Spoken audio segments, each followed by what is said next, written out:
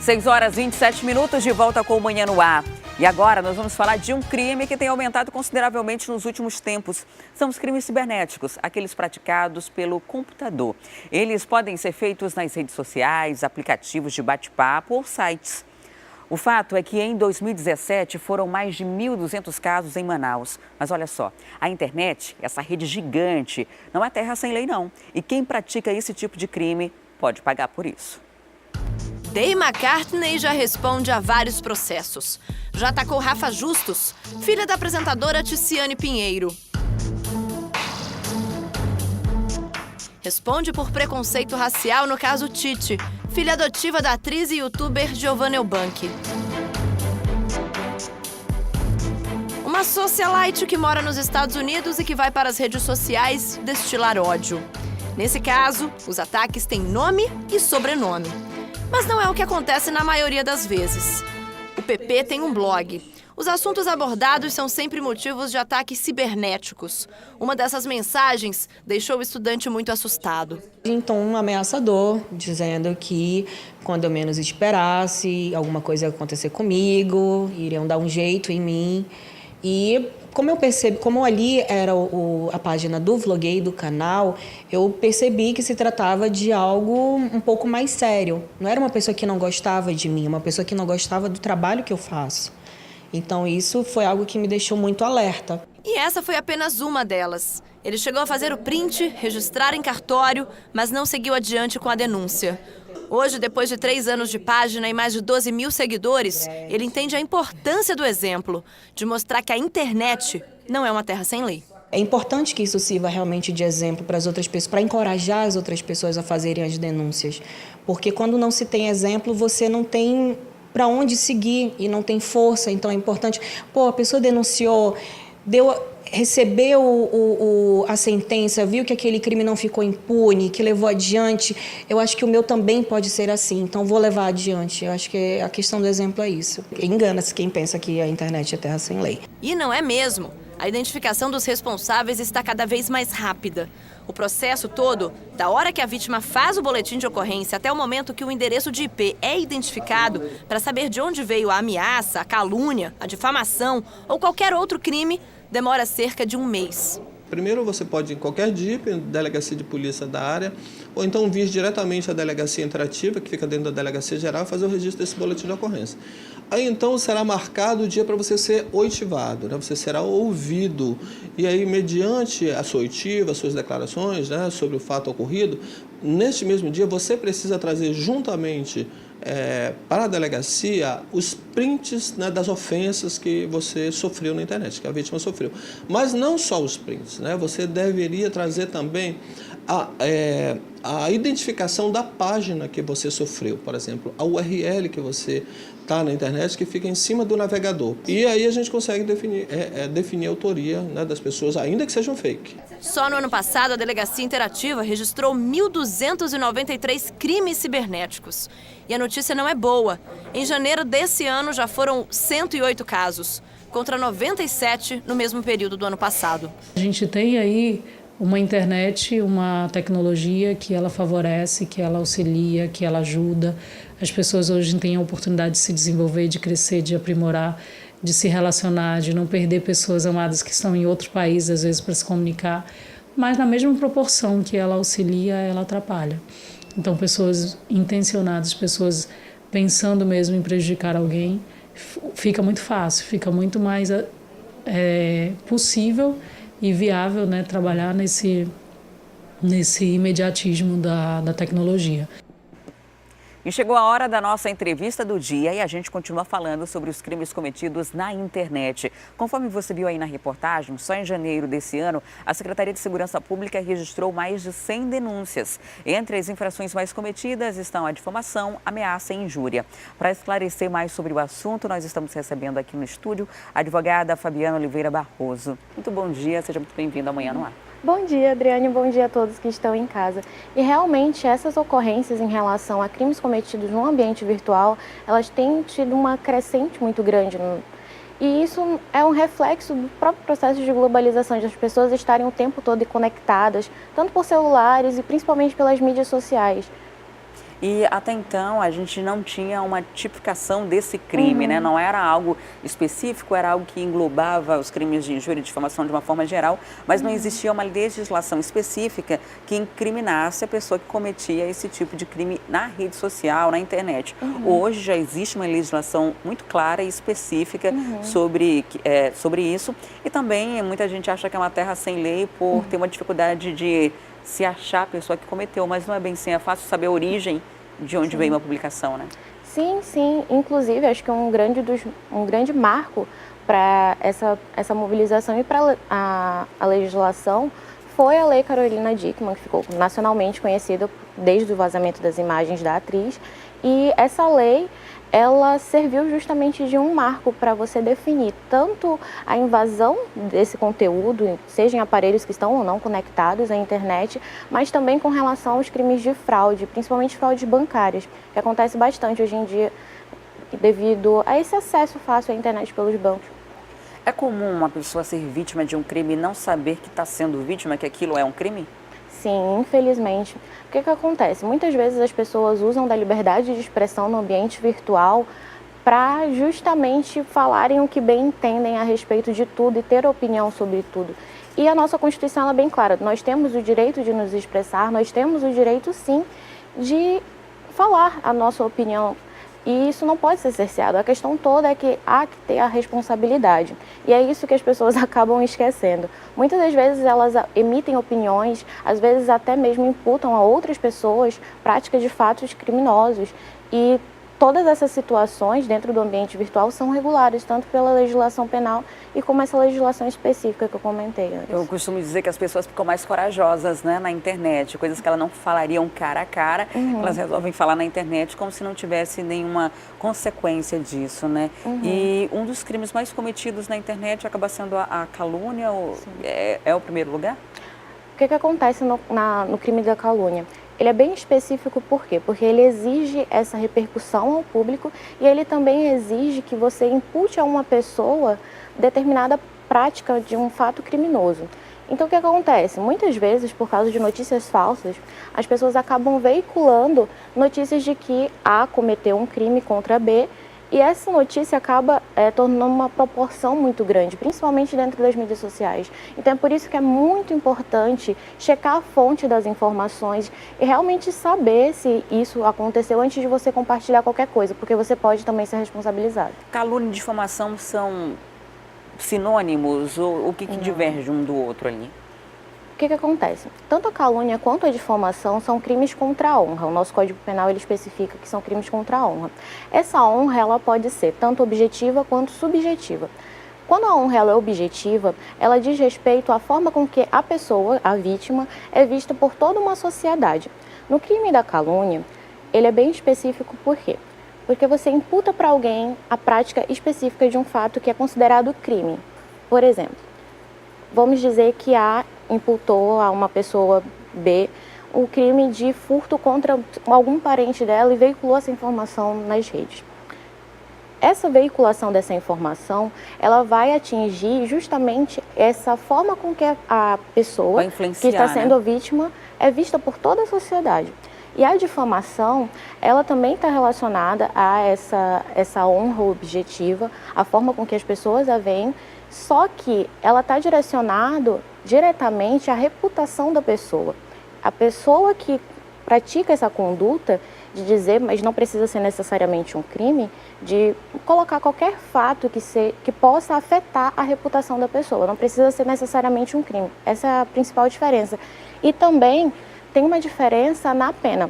Na pena do crime de calúnia é o crime mais grave. Ele vai de 6 meses a 2 anos, perdão. E já o de difamação, ele é mais brando, vai de 3 a 6 meses e é culminado com multa. Esses dois crimes estão previstos no Código Penal, no artigo 134, também no artigo 138 e 139, na verdade, é que a gente tem um quadro mostrando aqui a calúnia, pena de 6 meses a 2 anos, difamação, pena de 3 meses a 1 ano, além de multa. Além desses crimes, a gente tem esses outros 3 que acontecem com uma grande incidência. Injúria, falsa identidade e ameaça. Injúria tem uma pena ali que vai de 1 a 6 meses, né? Isso. O que seria a injúria no dia a dia, numa rede social? A injúria dentro desse ambiente ainda é também um crime contra a honra, só que ela vai atingir a honra subjetiva. É aquela ideia que a pessoa tem de autoestima. Então, por mais que essa informação não seja veiculada necessariamente para um grande número de pessoas, se a pessoa que foi vítima de algum boato malicioso, pode não ser até uma ofensa muito grave para outras pessoas, mas que você realmente sinta que isso atingiu a sua autoestima, é considerado injúria. Ameaça. A ameaça também é bem comum. Hoje em dia, dentro das redes sociais, o mais comum é você ver pessoas comentando em posts, principalmente em mídias sociais que são mais populares, como o Facebook, que, você deveria morrer, vou te matar, ou isso e aquilo.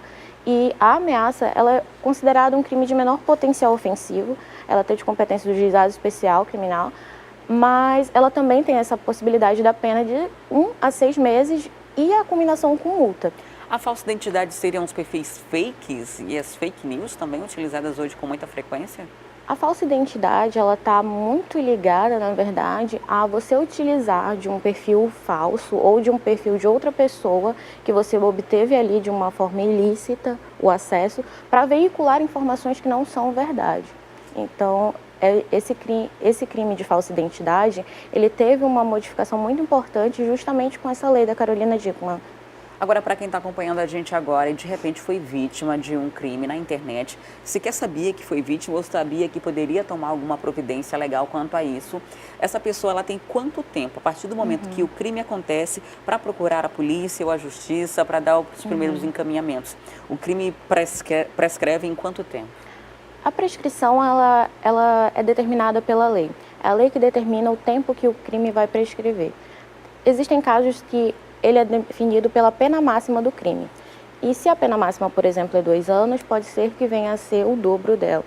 Mas o que acontece? É muito importante que todos que sejam vítimas de algum tipo desses crimes procurem o mais breve possível tanto a orientação de um advogado para conseguir identificar e produzir provas o suficiente para conseguir levar já para a polícia o arcabouço suficiente para que esse processo realmente vá para frente. Então, só para deixar claro aqui, para a gente encerrar a entrevista, faz primeiro o BO, procura primeiro o advogado, qual é o procedimento? Olha, o ideal é você separar primeiro os documentos relacionados a isso. São prints, você pode fazer o registro deles no cartório e logo em seguida, se você tem um advogado de confiança, converse com ele para saber exatamente qual vai ser todo o procedimento e logo em seguida você pode fazer o boletim de ocorrência em qualquer departamento policial. Muito obrigada, Fabiana, por De sua nada, visita aqui no Manhã no Ar, por obrigada. trazer esclarecimentos para a gente. Eu que agradeço, obrigada. Recebi a Fabiana Oliveira Barroso, advogada, falando sobre os crimes na internet. E agora a gente muda de assunto porque o programa Oportunidade de Renda, que tem o objetivo de qualificar e encaminhar a mão de obra técnica para o mercado de trabalho, está com as inscrições abertas. E quem tem os detalhes sobre esse assunto é a Júlia Magalhães. Olá, Júlia, bom dia. Quais são as oportunidades oferecidas e como é que as pessoas podem fazer para se inscrever? Conta pra gente. Olá, muito bom dia para você, Adriane, muito bom dia a todos. Pois é, olha, são quase 27 mil vagas aqui para a capital. Como a gente falou na semana passada, o site do CETAM já havia disponibilizado aí o número de escolas, né, a lista de escolas que vão oferecer esses cursos. São 68 espalhadas pela capital. As inscrições já começaram, viu? Começaram hoje 6 horas da manhã e vão até às 5 horas da tarde e amanhã também, de 6 da manhã até às 5 horas da tarde. O site é o cetam.am.gov.br. Lá você vai encontrar a lista das escolas e também a lista dos cursos que vão ser oferecidos em cada uma dessas escolas também. Agora você pode perguntar assim, mas são quase 27 mil vagas. Gente, esgota muito rápido essas vagas, então o quanto antes você entrar no site para poder fazer a sua inscrição, melhor, viu? As aulas devem começar no dia 7 de maio já. Agora, para fazer a matrícula, né, a inscrição nesses cursos, é bom que você já esteja com o RG, o CPF, o comprovante de endereço e também de escolaridade em mãos.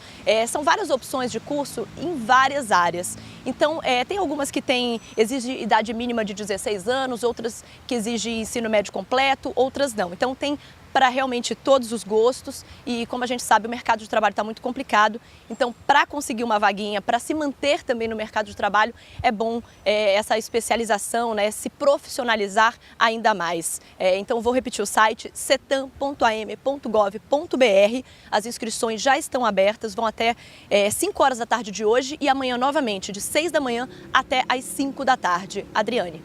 Ok, Júlia, muito obrigada pelas informações. Até daqui a pouco.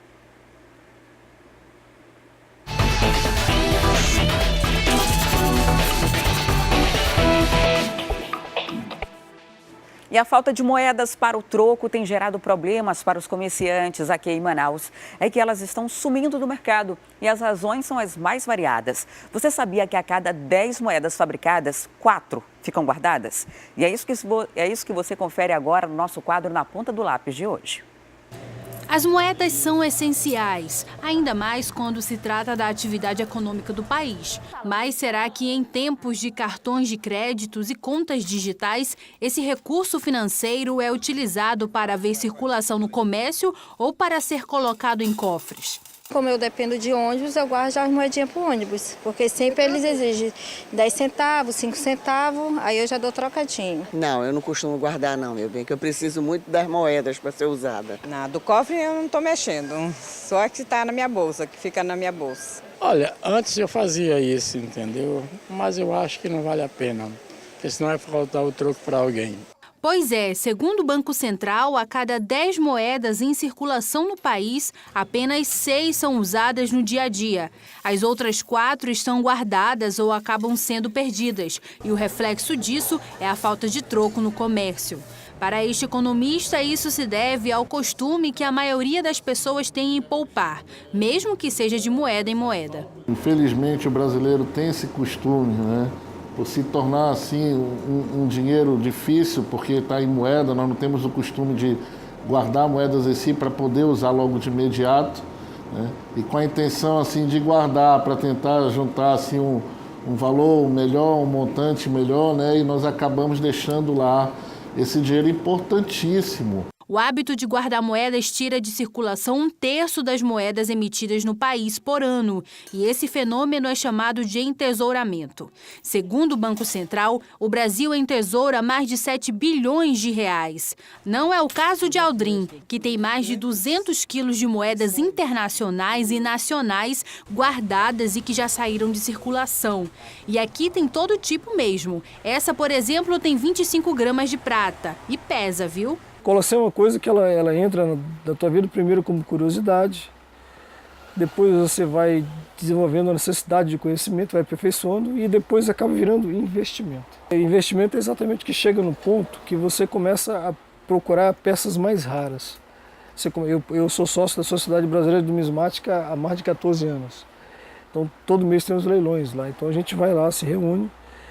Então tem gente que tem coleções que valem milhões. Guardar algo que você não usa, por exemplo, pode sair mais caro do que se imagina. Uma moeda de 5 centavos pode não parecer nada, mas custa 11 centavos para ser fabricada, o que representa 220% de seu valor. Isso significa que são necessárias 2 moedas para se produzir uma. Seria importante realmente elas transformarem o cofrinho numa conta bancária, e realmente que seria muito mais útil, né, incentivando a caderneta de poupança, a questão de você economizar, de você poupar, né, pensando no futuro, né, e colocando as moedas, né, para circular, que isso ajuda muito em si a economia. Porque o dinheiro em cédula parece ter mais valor do que a própria moeda, que também é dinheiro. Economicamente, a moeda pode ter menos valor, mas se tratando de importância, ela é vital para o comércio. E o Jornal A Crítica de hoje destaca: caso Triplex, Lula pode ser preso. STF retoma julgamento para decidir se ex-presidente pode aguardar em liberdade até que seus recursos sejam analisados nas cortes superiores. Ele foi condenado a 12 anos. Para ler essa e outras reportagens completas, é só baixar o aplicativo A Crítica Digital no seu celular ou tablet. Cadastrando-se, você ganha 1 mês de assinatura grátis. O aplicativo está disponível para os sistemas Android e iOS. E a gente vai já conversar sobre esse assunto com Cleiton Pascarelli, que está lá na FM O Dia, a rádio 93.1, ao vivo também nesse exato momento. Ontem aconteceram manifestações em todo o Brasil, pró e contra Lula. E essas manifestações também aconteceram aqui em Manaus. Essa aqui, por exemplo, foi lá na Avenida Djalma Batista. Manifestantes pediram a prisão do ex-presidente Lula, que terá habeas corpus julgado nesta quarta. A interdição ocorreu em frente ao Amazonas Shopping, reuniu várias pessoas ali naquela área. E aí esse movimento aí foi para que ele fosse preso, né? A gente tem mais manchetes do portal A Crítica. Manifestantes realizam ato em Manaus pedindo prisão do ex-presidente. O manifesto ocorreu em frente ao prédio da Justiça Federal no Amazonas, no Aleixo. O STF julga habeas corpus de Lula nessa quarta. Enfim, esse é um assunto que vai parar o Brasil, porque a sessão começa às 13h de hoje. E eu vou agora lá para a FM O Dia conversar com Cleiton Pascarelli. Olá, Cleiton, bom dia. Bom dia, Adriane. Acabei de mostrar aqui a capa do jornal A Crítica, a repercussão na internet, os manifestos que aconteceram aqui em Manaus. E não foi só aqui, foi no Brasil todo, né? Muita gente inteiro nas ruas, pró e contra Lula, porque o julgamento que vai acontecer hoje à tarde vai parar o Brasil, né? É um momento histórico. Inclusive a questão econômica, né? Acabei de conversar com o Fábio Calderaro, que é o economista que tem um quadro todas as quartas-feiras aqui com a gente. Ele falava muito do impacto não só político, mas também econômico. O ex-presidente Lula, então, está na berlinda aí, né? Dependendo da decisão do Supremo Tribunal Federal. E a questão política, a questão da segurança, a questão econômica do país também está nas mãos do Supremo Tribunal Federal. O Supremo, inclusive, pode jogar aí tudo o que decidiu 2 anos atrás, quando eles disseram que qualquer pessoa poderia sim ser presa após a avaliação da segunda instância. E foi o que aconteceu com o ex-presidente Luiz Inácio Lula da Silva. Agora, os ministros, pelo menos os que já votaram, né, na última sessão do dia 22, decidiram que quem for julgado em segunda instância não necessariamente precisa ser preso até a avaliação de um habeas corpus. Eles estão avaliando aí o habeas corpus do ex-presidente Lula, a maioria já votou favorável ao habeas corpus, ou seja, que ele fique em liberdade até que o processo transite em julgado, né, até que se conclua todas as possibilidades de recurso. Mas tudo pode mudar, inclusive os votos dos ministros.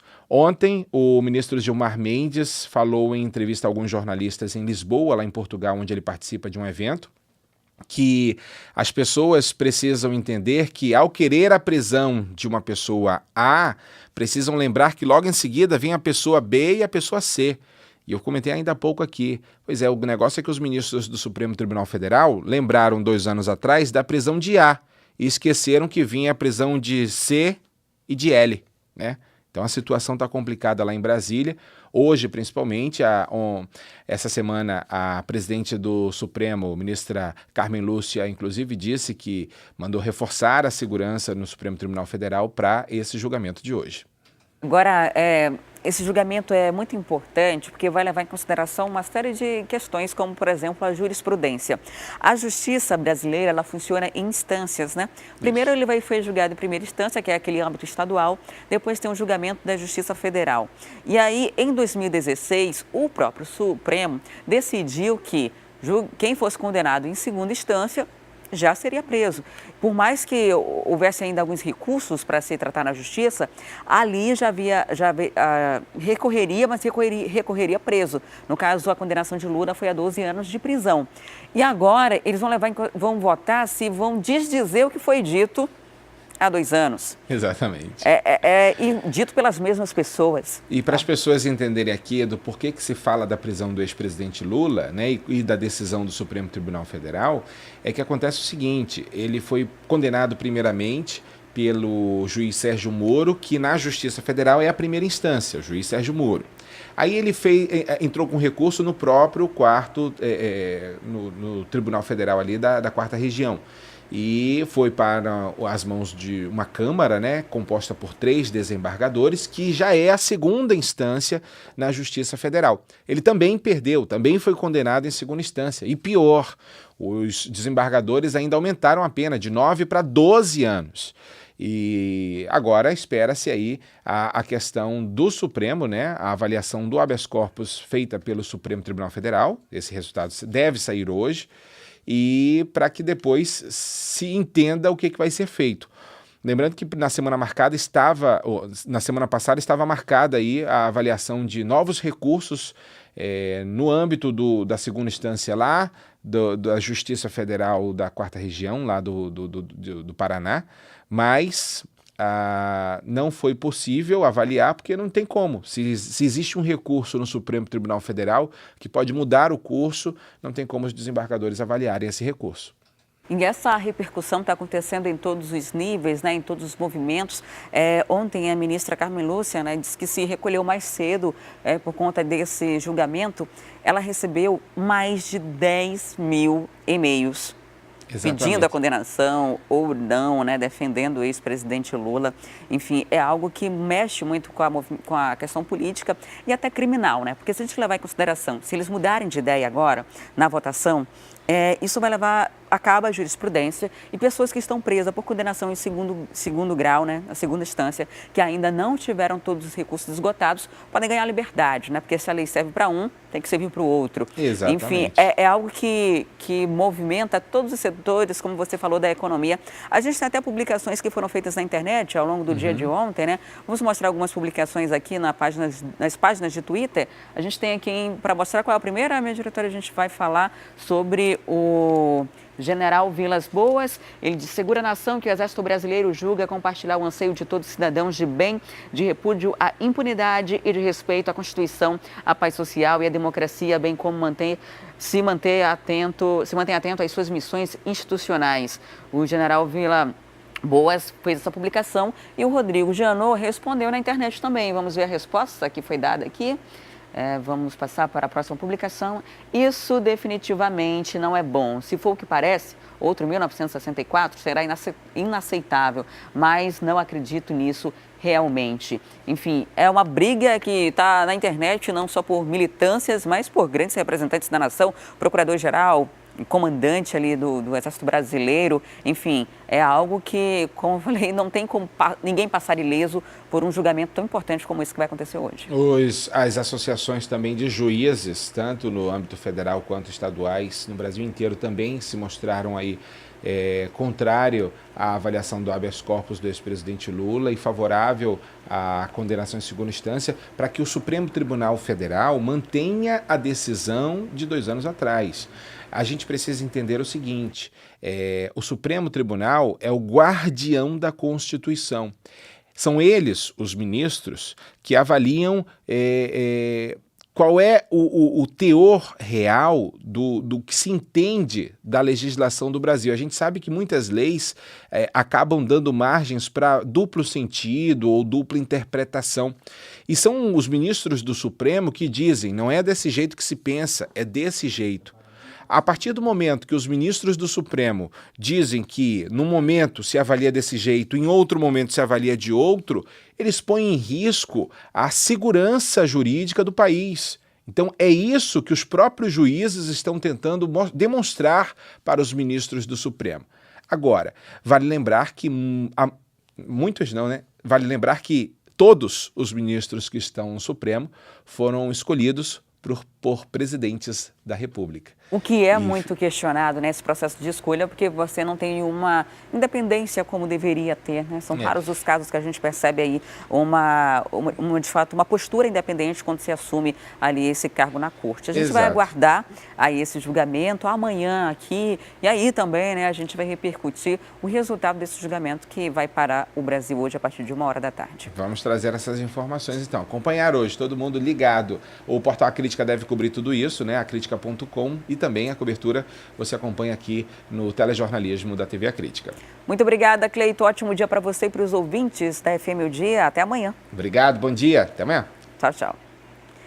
E agora a gente tem informação no Twitter do Manaus Trans. Vamos acompanhar aqui informação sobre o trânsito. Um veículo em pane mecânica na Avenida Altais Mirim, sentido centro da cidade, após o cruzamento da Grande Família. Agentes do local e o guincho estacionado. Isso aqui é exatamente no bairro São José, ali na altura da Altais Mirim, conhecida como Grande Circular, próximo à quadra da Escola de Samba Grande Família, e ali esse veículo em pane que causa aí uma lentidão no trânsito. O guincho já foi acionado e aí, por conta desse problema, o trânsito fica bem lento no sentido centro. E na mesma rua, a gente tem uma outra situação de trânsito que a gente vai mostrar agora.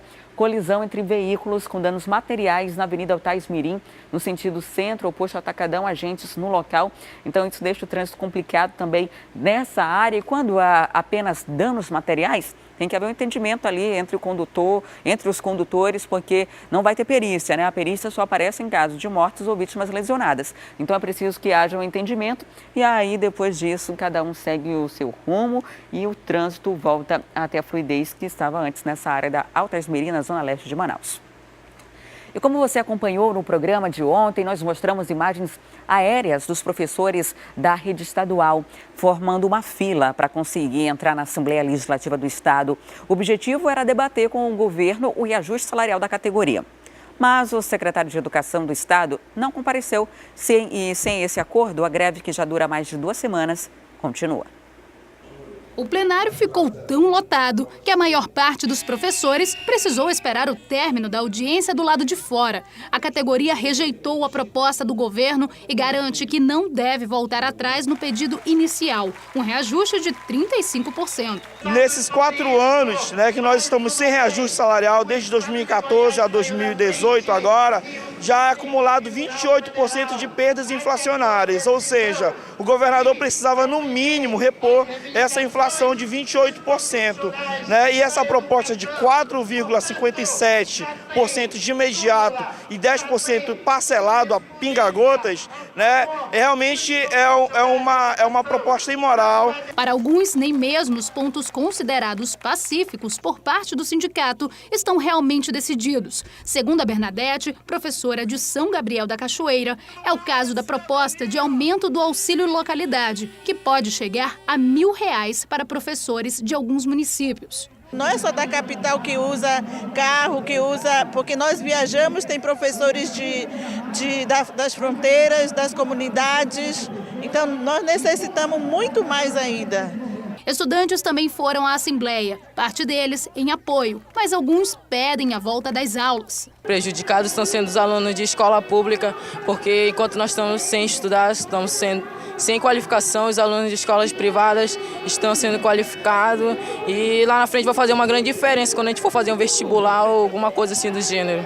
No plenário, os professores tiveram a chance de apresentar as exigências de todos os profissionais do setor, incluindo os de cargos administrativos. O objetivo da audiência era ouvir tanto o governo quanto a categoria para que as negociações pudessem avançar. Mas o secretário de Educação, que foi convocado, não esteve aqui, mandou um representante. Ele justificou por meio de uma carta que não viria porque se sentia hostilizado. Os deputados propuseram que o secretário fosse chamado novamente na próxima quinta-feira e, caso não venha de novo, pode responder a um processo de responsabilidade, de acordo com os parlamentares.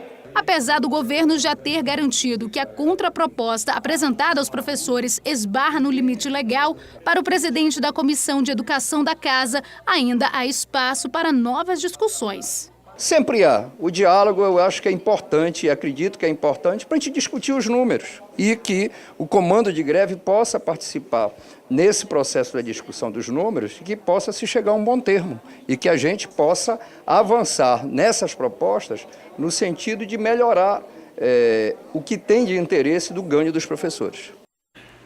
E a SEDUC reforçou por meio de nota que o secretário de Educação, Lourenço Braga, alegou total insegurança na Casa Legislativa e, por isso, não compareceu à audiência pública.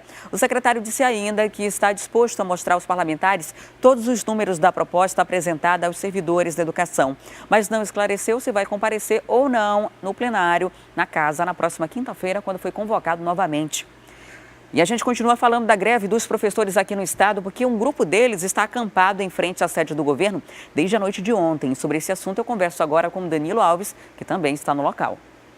Olá, Danilo. A categoria ficou inconformada, né, com a ausência do secretário de Educação na Assembleia ontem e com toda razão.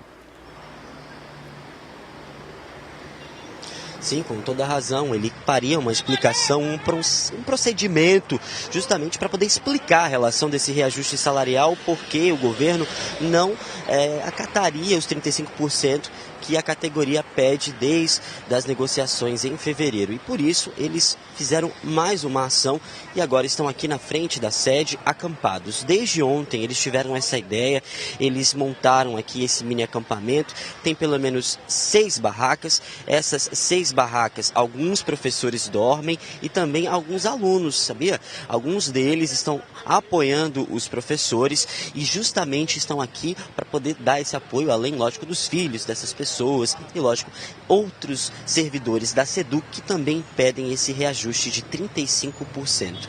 Como você também já viu aí nas reportagens anteriores, a categoria exige essa porcentagem por acreditar que o governo do estado tem sim orçamento para isso e tem um prazo limite até, né, o dia 7, para poder fazer com que esse reajuste saia. Caso não, haverá toda a questão legal sobre aqueles atos de improbidade administrativa no período eleitoral. A gente se aproxima aqui para tentar falar com um desses professores, porque ainda tem gente dormindo aqui, viu, Adriano? O objetivo hoje deles é chamar mais uma vez a atenção e, quem sabe, ir até lá ao gabinete do governador e conversar com ele sobre essa questão da campanha salarial. Vamos mostrar aqui que o pessoal já está tomando café da manhã, muita gente aqui já está tendo a refeição. E vamos conversar com um dos professores. Estão dormindo aqui desde ontem, professora? Desde ontem aqui?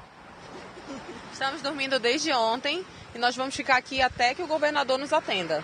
Então, o objetivo nesta quarta-feira é tentar conversar com o governador? Sim, é a conversa com ele, né? Porque até agora ele não soltou nenhuma nota oficial e nós estamos aqui, né, em busca do nosso reajuste. Agora, os 35% ainda mantidos na campanha salarial, eles afirmam que há aí os 14,57% dessa contraproposta que foi anunciada na última quarta e também ainda é inviável. É sim, porque os 14% ele quer dar em forma de gatilho, né? Então não é os 14%, é 4% mais 10%, né, dividido, né, no ano inteiro, 1% a cada mês, mais ou menos assim. E aí nós estamos aí com 28% só de defasagem salarial, porque nós estamos há 4 anos sem reajuste. Muito bom explicar, porque esses 4,57%, segundo a própria Asprom sindical, Sinteam, todas essas frentes trabalhistas, ela justamente é relacionada a um valor que não chega nem a R$100, é isso mesmo, professor? Alguns professores, alguns dos servidores não vão chegar nem a ganhar esses R$100 a mais no salário todo mês? Sim, e aí ele não atende às nossas necessidades, né? Porque todos os dias a gente vê que a gasolina está aumentando, né? A nossa cesta básica também está aumentando. Então a gente já está há 4 anos aí e ganhar menos de R$100 para a gente não é viável ainda. Então justamente vocês continuam aqui. Existe uma outra programação pela tarde? Vocês tentam ainda uma conversa? Nada ainda resolvido? Nós vamos aguardar aqui a conversa. Toda a categoria, todas as zonas, né, nossas programações zonais, elas vão ocorrer aqui na sede do governo, até que o governador atenda a nossa base. Então agora vai ser a concentração feita aqui das duas frentes? A ação, a base está unificada? Como é que vai funcionar? Bom, aqui nós temos o sindicato, né, dos trabalhadores, o Sinteam, temos também a oposição sindical, temos os professores que são independentes, né? E toda a base que simpatiza com o sindicato também vai vir para cá. Então está todo mundo junto mesmo nessa briga com o governo para o salário, né? Os 35% dos professores. Eu estou passando aqui justamente no acampamento desses professores, porque eles não saem daqui, não arredam pé, Adriano Diniz, até conversarem com o governador nessa quarta-feira. Será que na quinta-feira também vai haver ação dos professores com o Lourenço Braga? Ele foi convocado, né? A gente sabe que não compareceu à Assembleia Legislativa nessa terça-feira, apesar da gente ter mostrado aqui no Manhã no Ar a quantidade de pessoas que desde cedo estava ontem lá na sede, lá na Leana, Assembleia Legislativa, e agora, nesta quarta-feira, com esse acampamento, é mais uma ação desses professores que tanto pedem esse reajuste desde fevereiro. Ainda há negociação também em outra frente, que é a do Sintean, que é o sindicato, né, dos professores, que no caso é a Frente Trabalhista Legal que pode fazer essa mesa de negociação. E também, segundo eles, até o momento, o governo não está disponível para poder aumentar, né, a porcentagem desse reajuste salarial. Por enquanto, a situação é essa. Há aulas paralisadas em algumas escolas, tanto aqui na capital quanto no interior, e os professores precisam dormir na rua para poder pedir alguma coisa do poder público. Adriane Diniz. Ok, Danilo, muito obrigada pelas informações. Até daqui a pouco. E agora são 7h07. Se você começou a acompanhar o Manhã no Ar nesse exato momento, não tem problema não, porque a gente preparou um resumo das principais notícias até aqui. Confira. Grupo armado rende pacientes e arromba caixa eletrônico em centro psiquiátrico. Eles trancaram cerca de 10 pessoas que estavam na unidade em uma sala para cometer o crime. Mas ainda não há informações de quanto foi levado pelo grupo. De acordo com a polícia, foi usado maçarico para abrir o caixa e, além disso, os suspeitos roubaram as câmeras de segurança para não serem identificados.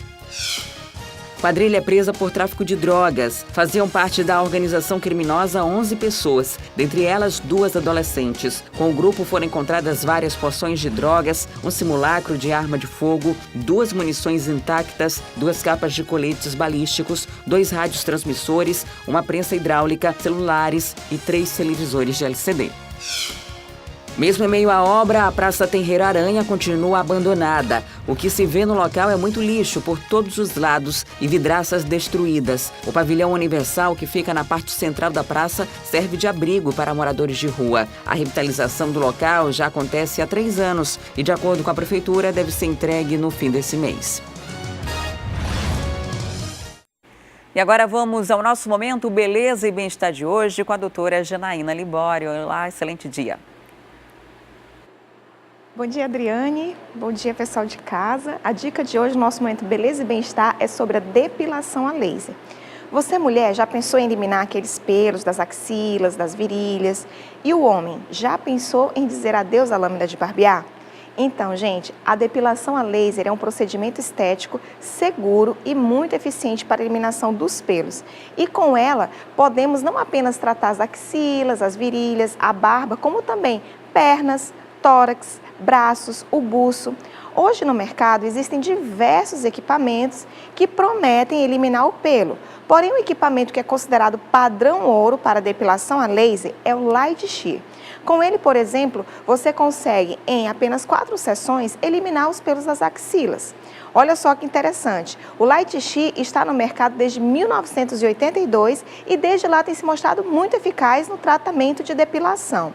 Na Oligoflora Manaus, você encontra depilação a laser com esse equipamento, o Light Shear, porém o primeiro passo que você precisa para iniciar o seu tratamento é passar por uma consulta estética para verificarmos se não há nenhuma contraindicação para a realização do procedimento, bem como avaliarmos a sua pele, o seu pelo e as áreas que você quer tratar. A Oligoflora Manaus, ela fica na rua Rio Purus, número 17, no Vieira Alves. Os números de telefone estão aparecendo aqui na tela e você pode estar ligando agora mesmo para agendar sua consulta estética conosco e iniciarmos o seu tratamento de depilação a laser. O meu Instagram está aparecendo também aqui na tela, você pode estar me seguindo, entrar em contato diretamente comigo para tirar suas dúvidas. A equipe Oligoflora terá o maior prazer em poder cuidar da sua beleza e da sua saúde. Estamos esperando por você. Até semana que vem com mais dicas no nosso Momento Beleza e Bem-Estar. Até a semana que vem. E olha só, o estoque de leite humano está com estoque baixíssimo aqui em Manaus e preocupa as autoridades de saúde. Por isso, o Banco de Leite faz um chamado urgente a possíveis doadoras. Sobre esse assunto, eu converso agora ao vivo com a Júlia Magalhães. Olá, Júlia. Qualquer mulher que esteja amamentando pode doar? Olá, Adriane. Qualquer mulher pode doar sim, viu? Contanto que esteja saudável e que não esteja tomando nenhum medicamento que interfira nessa amamentação. Como você disse, o estoque está bem baixo, principalmente da maternidade Azilda Marreiro, que fica na Cidade Nova, que é um dos 3 pontos aí que tem o banco de leite. Então, eles estão fazendo realmente um chamado urgente para as mulheres que podem doar para comparecer a uma das unidades de banco de leite, que é a Zilda Marreiro, na Cidade Nova, a Maternidade Ana Braga, no São José, e também o Instituto da Mulher, que fica ali do ladinho do 28 de agosto. E a dúvida de muitas mulheres será que eu tenho leite suficiente para a doação? Olha só, a quantidade, ela não importa. O pote que é distribuído nas unidades de terapia intensiva pelo banco de leite pode alimentar até 10 bebês recém-nascidos. Então, qualquer quantidade é muito bem-vinda. Lembrando que bebês que estão em unidades de terapia intensiva, que tem menos de 2,5 kg e que a mãe, por qualquer motivo, não pode fazer a amamentação, recebem o leite do banco de leite.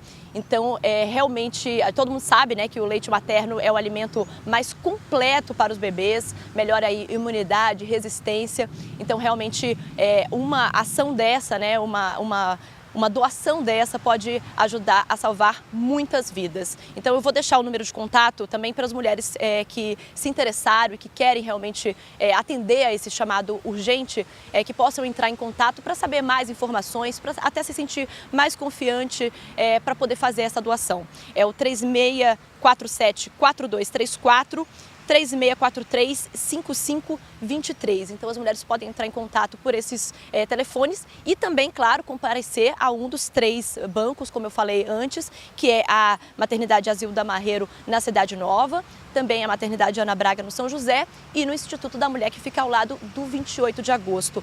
Qualquer quantidade, qualquer mulher que esteja apta, saudável e sem tomar medicamento. Adriane. Ok, Júlia, muito obrigada pelas informações. Olha só, esse leite é muito importante porque ele vai atender principalmente as UTIs neonatais, onde a criança já nasce com uma fragilidade, precisa dessa imunização o quanto antes, né? Então é importante que você entre em contato, se não puder ir aos postos, liga que algumas equipes vão até a sua casa, fazem essa coleta, já levam um kit esterilizado para que você possa fazer a sua doação de leite. Já já a gente volta para falar de esportes e tem ainda informação sobre o julgamento de Lula direto de Brasília. E muito mais, não saia daí que eu volto já.